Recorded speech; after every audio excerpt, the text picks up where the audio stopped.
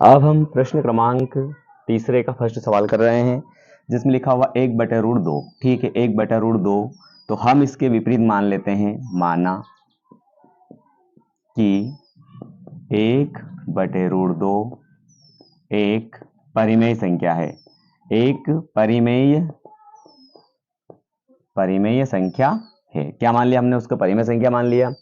लिखा हुआ है अपरिमेय मानना, हमने परिमेय मान लिया। चलो ठीक है, वापस मानेंगे। माना 1/√2 बराबर मान लेते हैं हम a/b, जहां b बराबर नहीं है 0।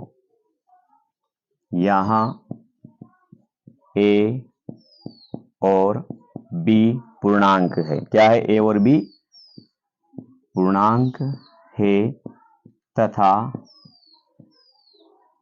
a और b में एक के अतिरिक्त कोई भी उभयनिष्ठ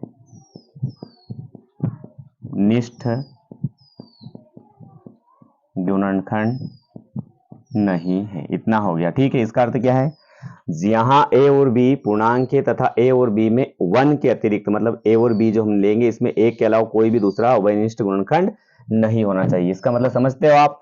जब a और b में किसी भी दूसरी संख्या से भाग नहीं जाना चाहिए, a सिर्फ 1 के अलावा। ठीक है, आगे हम सोल्व करेंगे तो आपको पता चल जाएगा। देखो 1/√2 लिखा हुआ है तो उसकी जगह क्या हो जाएगा? a/b हो जाएगा। अब हम क्या करेंगे? b को इधर b 1/√2 बराबर a/b, सॉरी 1/√2 बराबर लिखा हुआ a/b, इसका उल्टा कर देंगे तो ये क्या बन जाएगा? √2 बराबर बन जाएगा b/a। ठीक, दोनों पक्षों का वर्ग कर देंगे। क्या कर देंगे? दोनों पक्षों का वर्ग करने पर कर दीजिए वर्ग। तो इसका वर्ग करेंगे 2 हो जाएगा, इसका वर्ग करेंगे तो b² और ये हो जाएगा हमारा a²। अब a² यहां आ जाएगा, 2 इसके नीचे चला जाएगा तो क्या हो जाएगा? a² बराबर हो जाएगा b²/2 हो जाएगा। 2 का भाग किस में जाएगा? b² में। तो क्या लिख दोगे आप?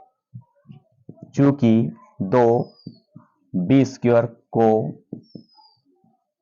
विभाजित करेगा, 2 b² को विभाजित करेगा, इसलिए 2b को भी विभाजित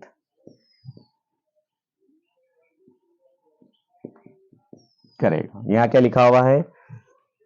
2 b² को विभाजित करता है, b² को विभाजित करता है, इसलिए 2b को भी विभाजित करेगा। ये हो गया हमारा। इसको आप समीकरण 1 नाम दे दीजिए। वापस स्टार्ट करेंगे। माना a बराबर b बराबर मानेंगे, b बराबर 5c, मतलब जहां पर b लिखा है वहां पर आप 5c रखेंगे। तो ये हमारा सवाल है। तो यहां पर a² लिखा हुआ है तो आप a² की जगह तो a² रखोगे, लेकिन b² की जगह क्या लिख दोगे आप? 5c का स्क्वायर बटे में क्या हो जाएगा? सॉरी 5 नहीं आएगा, 2c मानेंगे क्योंकि 2 लिखा हुआ है। ठीक, इसको हल कर लीजिए तो क्या हो जाएगा? a² तो है ही सही, तो ये तो हो जाएगा हमारा a² बराबर, जहां b लिखा था वहां पर 2c, तो 2 का वर्ग क्या होता है? 4, तो हो जाएगा 4c² बटा में क्या लिखा हुआ है? 2, इससे ये काट दो, कितनी बार कटेगा? 2 बार। तो a² बराबर क्या आ गया? 2c का वर्ग आ गया। ये 2 कहां चला जाएगा? इसके बटे में। तो a² बटे में क्या आ गया? 2 बराबर बचेगा c²। ये आगे समीकरण 2। अब यहां 2 किसको विभाजित कर रहा है? a² को। तो क्या लिखो? चूंकि 2 a² को विभाजित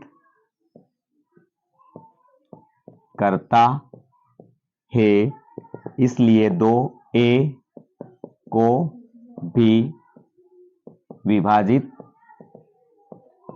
करेगा। अब आपको ये चीज समझ में नहीं आ रही होगी कि a² यदि मान लीजिए, जैसे यहां पर क्या लिखा हुआ? a²।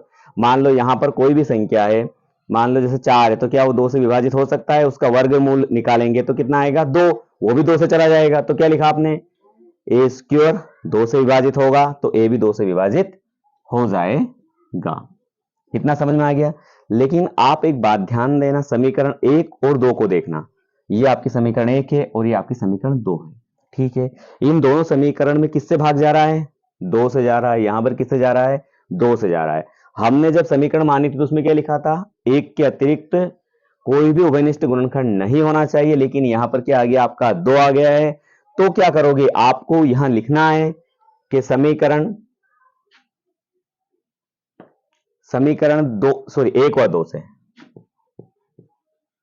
समीकरण 1 व 2 से हमें यह पता चलता है कि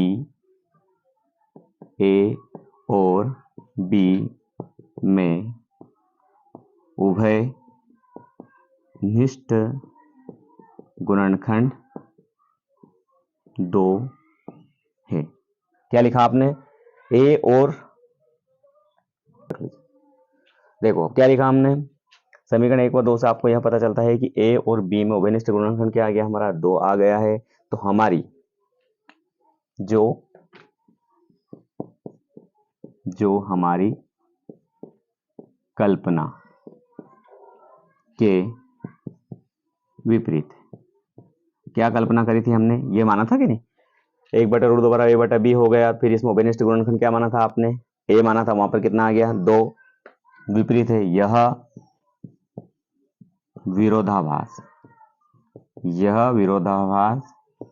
हमारी गलत कल्पना के कारण प्राप्त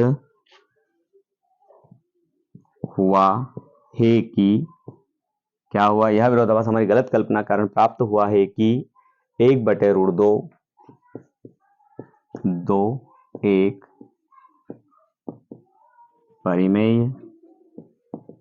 परिमेय संख्या है। अतः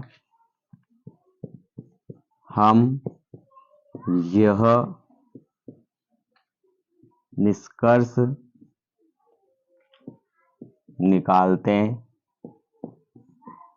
निकालते हैं कि 1/√2 एक अपरिमेय संख्या है।